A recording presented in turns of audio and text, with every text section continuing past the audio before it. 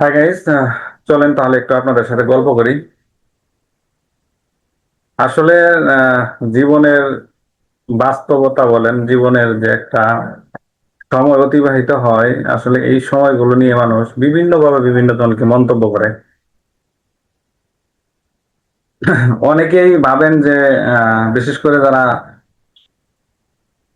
বাবা মার ছায়ার নিচে থাকেন, আমরা তো সবাই বাবা মার ছায়ার নিচে থাকি, তবে একটা বিষয় হচ্ছে যে আহ, যদি আমরা বড় হয়ে যাই বা আমাদের অ্যাডাল্ট হয়ে যায়, আমরা আমাদের পরিপূর্ণ বয়সে চলে আসি, তখন কিন্তু অনেকে আছে যে তার বাবা মার যে একটা সাপোর্ট আছে বা পরিবারের যে একটা সাপোর্ট আছে, সেই সাপোর্টটা কিন্তু প্রতিনিয়ত তারা পায়। এবং যদি কোনো একটা বড় একটা ভালো একটা পজিশনে চলে যায়, চাকরি বলেন, ব্যবসা বলেন, বা অন্য কোনো আদার্স প্রতিষ্ঠান বলেন, তাহলে দেখা যায় তাদের যে পিছনের ব্রেকগ্রাউন্ড, সেটা ধরে কিন্তু অনেকেই টানে না। বলে যে হ্যাঁ, অমুক তো খুবই ভালো, সে একটা ভালো চাকরি করে, সে একটা ভালো একটা পজিশনে আছে। কিন্তু যারা ল লেভেলে থাকে, যাদের ফিডব্যাক দেওয়ার মতো তাদের পরিবারের পরিজনের কোনো প্রকার অর্থ সম্পদ বলেন বা বিভিন্নভাবে সহযোগিতা করার মতো কোনো লোক থাকে না, তারা কিন্তু আসলে প্রকৃতপক্ষে তাদের জীবনটাই মানে জীবনটাই কিন্তু তারা, কি বলবো, তারা কিন্তু উপভোগ করতে পারে না। এখন অনেকেই আমার এই প্রশ্নের বিষয়ে বা এই ভিডিওটার বিষয়ে অনেক ধরনের মন্তব্য করবেন, ভাই মন্তব্য আর গন্তব্য কিন্তু এক জায়গা না। তো আমি মনে করি যে যারা বিশেষ করে আমার সাথে যারা ছিল, আহ আমার জীবন বা আমার পরিবারের অবস্থা সবাই অনেকেই জানে। আবার কেউ কেউ আছে যে পৈতৃক সম্পত্তি বলেন বা দাদা বাবার সম্পত্তি আছে, বাবা তাকে ডেভেলপ বা তার গ্রো বা আপ লেভেলে তোলার জন্য যথেষ্ট চেষ্টা করছে এবং ভালো একটা পজিশনে গেছে, কিন্তু তারা বিভিন্ন ভাবে অন্যকে যেভাবে অপমান অপদস্থ হেয় প্রতিপন্ন করে।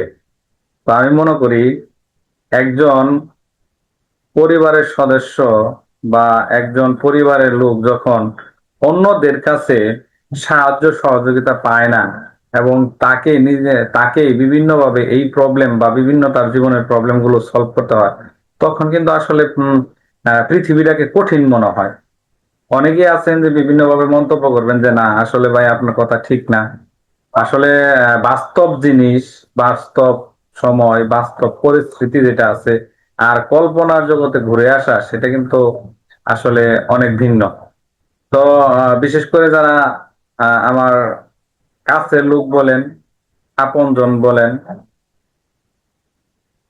অনেকেই বিভিন্ন ভাবে প্রশ্ন করেন যে আমি অনেক আনন্দে আছি, অনেক সুখে আছি, অনেক ভালো আছি। হ্যাঁ, আল্লাহ তাআলা অনেক ভালো রাখছে। বাট একটা বিষয় কিন্তু এখানে একটু আমাদের গরমিল আছে, সেটা হচ্ছে প্রত্যেকটা মানুষ প্রত্যেকটা জায়গা থেকে কোনো না কোনো কারণে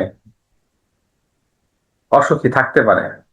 কেউ বা মানুষকে বলে বেড়ায়, আবার কেউ কি আছে হাসি মুখে সেটা ধামা চাপিয়ে দেয়, অর্থাৎ ধামা চাপা দিয়ে দেয়।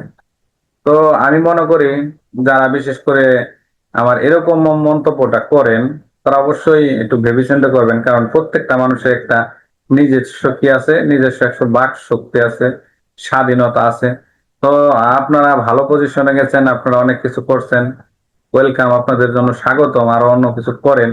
বাট ওই বাবার টাকা দিয়ে ভালো একটা গাড়ি কিনে বা বাবার টাকায় ফুয়েল কিনে বা তেল কিনে রাস্তায় রান করে বিভিন্ন বন্ধু বান্ধবের সাথে আড্ডা মেরে সেটার সাথে আর বাস্তবে ইনকাম করে সেই টাকা দিয়ে এনজয় করার মধ্যে রাত দিন তফাৎ আছে।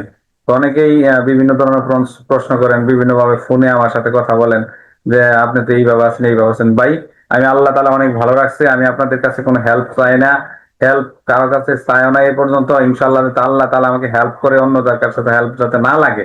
তো এই দোয়াই করেন, অন্য কোনো কিছু বিষয় নিয়ে আমাকে প্রশ্ন করেন না, আমাকে কোনো প্রকার দ্বিধাদ্বন্দ্বে ফেলেন না। আর হচ্ছে, যদি আপনার মনে চায় যে আপনার একটা বড় ধরনের প্রতিষ্ঠানের মালিক, বড় ধরনের একটা ঊর্ধ্বতন কর্মকর্তা আপনার সাথে পরিচিত আছে, ভাই আপনি আমাকে একটা জব বা একটা বড় বড় জায়গায় আপনি আমাকে নিয়ে যাবেন, তো নিয়ে যায়েন, তাহলে আমি আপনার প্রতি কৃতজ্ঞ স্বীকার করব। কিন্তু যখন আমি ব্যথা পেয়েছি সে জায়গায় মলম না দিয়ে যদি সাইড থেকে বলেন, ইসিরে কত ব্যথা পাইছে রে, কত কষ্ট হইতেছে ভাই, এই কষ্টের কথা কোনো দাম নাই। তো সবাই ভালো লাগবেন। কেমন?